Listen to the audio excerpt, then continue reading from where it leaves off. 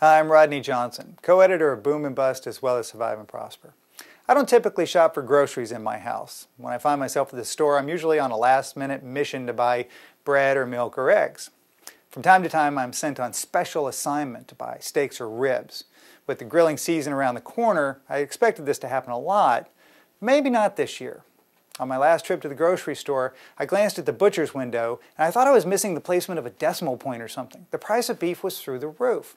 I wasn't sure if they were selling steak by the pound or were posting the price for a family pack.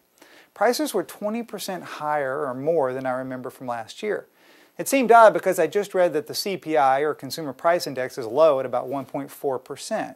Surely there's a problem. Well, as usual, I found it, and it's statistics. There's no question beef prices have shot up dramatically in the past year, and pork's also up. The drivers of these price moves are the 3 Ds: drought, disease, and demand. A lot of us are paying double-digit price increases for these items, and yet CPI is near 1%. The huge increase in price of food isn't included because, according to the government, we just don't buy enough of it to matter. The report on CPI for March of 2014 shows beef and veal increased by 7.5%. Now, it's higher at my grocery store, but I know that that number includes all cuts. The problem for me is the CPI calculation assumes that only 0.5% of the average American household budget is spent on this category. And that's where the fight starts. They calculate the cost of living change in a lot of categories. Unfortunately, they cram so much into CPI that all the meaning is lost. I want a measure of inflation that gives me a sense of how my daily life is being affected, which means providing information on items like food and energy. We all eat.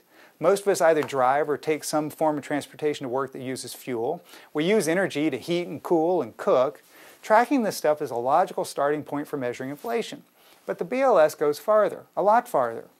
In addition to boring items like food and energy, they also track and include in CPI appliances, clocks, lamps, and televisions. It adds the price changes in all of these together to try and figure out how my daily cost of living changes.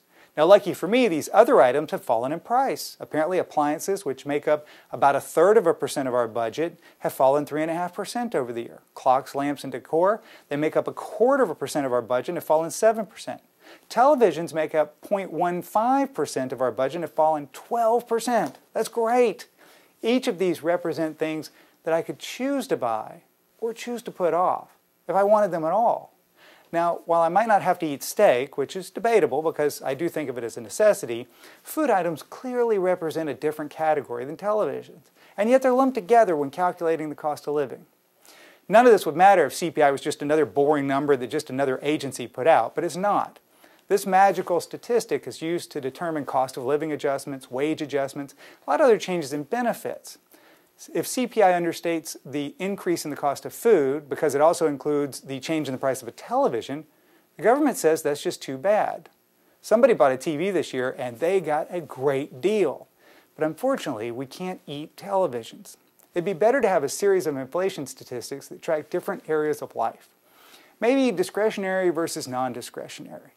Maybe monthly purchases versus those things that are bought once a year, or contracted payments like cars and rent as opposed to everything else. It would give us better information on the changes in our cost of living. It's probably why the government doesn't do it.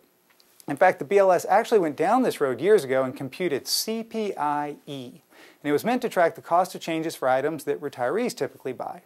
It was ended after a short time, probably because it showed that retirees were getting hammered. Well, that would have led to a big call for a higher cost of living adjustment for Social Security, which would have been awkward. The right thing to do, maybe, but awkward. So instead, we're left with this mashup of categories and numbers that are boiled down to one figure that in the end tells us just about nothing.